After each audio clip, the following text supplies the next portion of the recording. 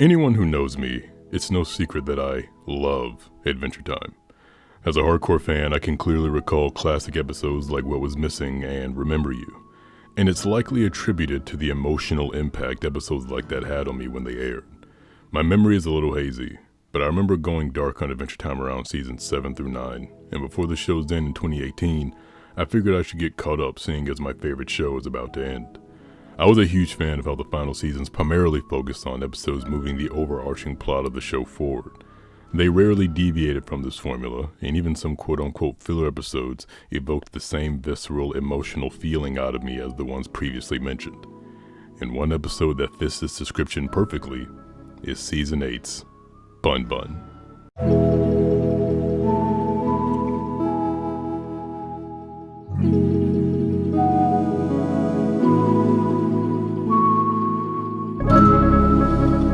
The episode opens up with Cinnamon Bun arriving at the Candy Kingdom on a firewolf. For those who may not know, just for simplification's sake, Cinnamon Bun moved to the Fire Kingdom after pledging his allegiance to Flame Princess after a shared belief that Princess Bubblegum is constantly up to no good. He states he's here on diplomatic business and walks in to hand Princess Bubblegum a get well card for Hot Dog Princess. PB signs the card and within seconds Finn arrives and we get this cute interaction between the two. Finn. What's up, my main Cinnamon? PB tells Finn to take the note to the Slime Kingdom for Slime Princess to sign. I just love how there's actual, diplomacy between kingdoms, similar to how world leaders will send prayers and kind words to each other should one of them get sick or injured, you know. I don't think this has always been a thing, though. I think it only happened recently under Flame Princess's reign as king. PB tries to sit and chat with Cinnamon Bun, who's clearly made uncomfortable by the request, but does so anyway. He confesses to her that even though he's enjoying his time in the Flame Kingdom, he does miss seeing other candy people, and he even gets all existential about it. He tries to hurry and leave shortly after, but is met by Chet and Crunchy, who remind him of how much of a big goofball he used to be, which I can only imagine just fed into his dread. You still acting like a big goofball all the time? Bubblegum thinks to herself that he must be so lonely in the Fire Kingdom as the only candy person, so she actually makes him a little companion. Show you my newest creation. I call her Bun Bun. Hi, I'm Bun Bun. Bubblegum says she was made from some old Cinnamon Bun experiments, so rather than CB's equal or a sister, she's more like a third cousin. She instructs Finn to deliver her to the Fire Kingdom, and she doesn't need a suit because she engineered her to be fireproof. On the way to the Fire Kingdom, Finn and Bun Bun chit-chat, and Bun Bun says she thinks it feels good to be alive. It feels good, I think. What's the opposite of good? Bad. That's funny that you don't know that word, but you know the word opposite. Hands down, one of my favorite interactions in the entire series.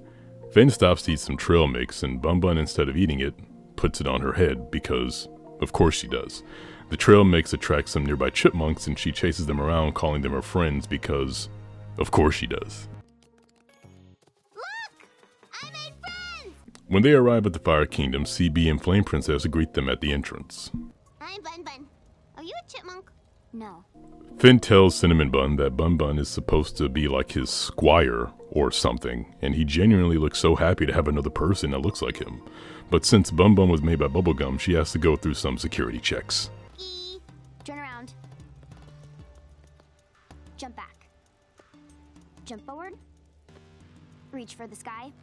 Reach. She's clean. CB and Bun Bun go hang out, and Finn tries to walk away, but Flame Princess stops him, saying she has a free day and they can hang out. Now, this is huge because they used to be in a relationship up until Finn manipulated her into fighting the Ice King over and over for his own pleasure, and this understandably upset her, and they haven't talked for a long time, and since then, she's become the new king of the Fire Kingdom, and has had some time to develop into the mature leader she is. So she invites Finn inside. Meanwhile, Bun Bun is being Bun Bun around the Fire Palace, damaging statues and paintings, and even though CB is clearly perturbed by her actions, the people of the Fire Kingdom find her just as adorable. Behave yourself, Bun Bun! Okay, I'ma run this way now, I love you! She finds the room where the old king is being held and talks to him. For those who don't know, again, the old king is the Flame Princess's father, who, for simplicity's sake, is locked up because he's evil and dangerous. This prison is the exact same place he held his daughter because she, once upon a time, was unstable and dangerous, so he kept her locked away from the outside world, having no contact with anyone literally since she was a little girl. All at the behest of Princess Bubblegum. Bun Bun is likely the first person the old king has talked to in a formal manner since his imprisonment, and despite CB's warning, Bun Bun sets him free. But there's one very, very important thing that you need to promise me. Yes. You see that button over there? Whatever you do... Button! Well done, Bun Bun! Yeah, they're cooked. Meanwhile, Finn and Flame Princess are having lunch, and Finn looks obviously distraught, and when asked about it, he breaks down. Your coals? No, they're fine. It's just... When we broke up, I said sorry, but I didn't fully understand exactly what I did wrong. I get it now. I shouldn't have manipulated you. That was a really, really messed up thing to do, and I'm truly sorry. You've grown up a lot, man. I forgive you. She acknowledges how much he has grown up and forgives him. When I was growing up, I was always told that girls mature a lot faster than boys, and after following Finn for 8 seasons, those words hold so much weight, and she understands that. They start bonding by playing what I assume is charades. Oh, the Ice King. Shelby. Princess Bubblegum. Jeez, man, Princess Bubblegum just catching hella strays in this episode. This is also the episode where she says she's been freestyle rapping, which, okay girl, go off. CB and Bun Bun go off to try and catch the old king and end up finding him in a cave with a bunch of chipmunks trying to devise a plan to seize control of the Fire Kingdom once more. Are these your kids? They're my army. Your plan's not gonna work. I know. The old king realizes that maybe it isn't worth it and that the life of a chipmunk king may suit him better. All hail the Chipmunk King! All hail the Chipmunk King! All hail the Chipmunk King! Back at the castle, Flame Princess is showing off her mad skills. Finn the human, he wears a bear hat. Someday he'll be old and fat, unless he is immortal or a turtle.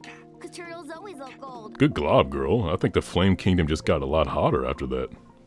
Soon, Cinnamon Bun walks in to let them know, in rap form, that Bun Bun taught him how to have fun, and she kinda let out the old king.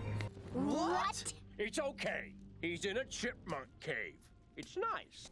And despite their initial opposition to the old king being free, Flame Princess knows from experience being locked up won't do him any good. Plus, he's surrounded by animals, and according to her, he loves animals. How do we know he won't moidle all those chipmunks? No, he always did like animals. I wonder if a new environment might help bring out that softer side of him. Being stuck in a lamp sure won't do it. Let's leave him be. There's also a scene which got cut from some of the streaming services for some reason, but I'm gonna include it here because it's just as adorable as the other 11 minutes we just watched.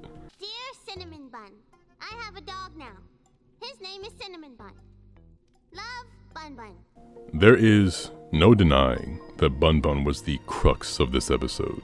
Finn probably wouldn't have apologized to FP for a long time. The old king would probably still be imprisoned, and one thing begets another, and it's all because of Bun Bun. You know, for as many strays as Princess Bubblegum caught in this episode, she actually kinda did a good thing, looking out for someone that used to be one of her own, and not putting any security features or being malicious in her attempts to try to reconnect with Cinnamon Bun.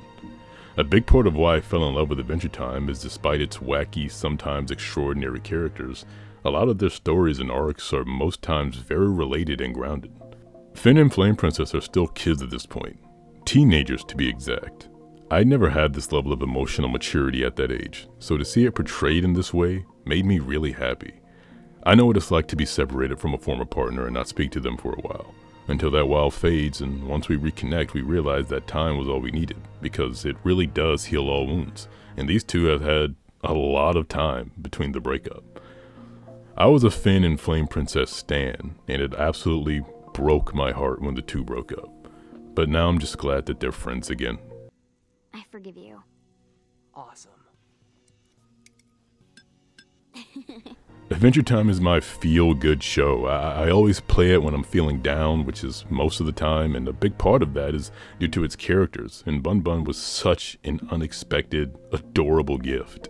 Your mission is to take Bun Bun to the Fire Kingdom. Yay! I'm just bored of this intense loneliness. You want some mush? Oh, I like dogs! We're friends!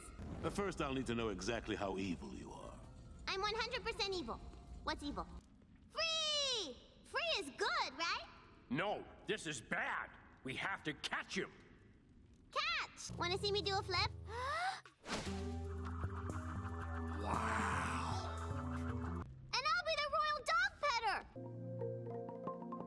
Genuinely, my only gripe with this episode is that it didn't come sooner, and we rarely see Bun Bun after this, but it still reigns as one of my favorites, even so late in the season. Thank you, Bun Bun. You're alright.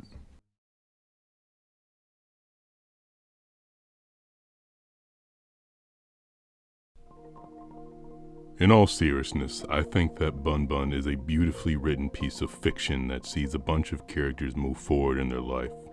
It tackles trauma, themes of loneliness and isolation, and somehow still manages to be really funny and grounded. It goes deeper into the complexities of the relationships of these characters, and as a result, we get a very special episode that blurs the line between what could be considered filler and what doesn't. In other words, if you ever find yourself rewatching Adventure Time on the surface, it may look like you could skip it. Not even the episode description properly relays the importance of this episode to the viewer. You may just think you're skipping an episode with a new but inconsequential character, but it's much more than that. Bun Bun isn't just a cute creation. She is the key that bridges arcs together and wraps these characters' stories up like a gift, and she's just the bow on top. Thank you, Bun Bun. You're alright. I'm alright! Come along with me, and the butterflies and bees. We can wander through the forest and do so as we please. Come along with me to a cliff under a tree, where we can gaze upon the water as an ever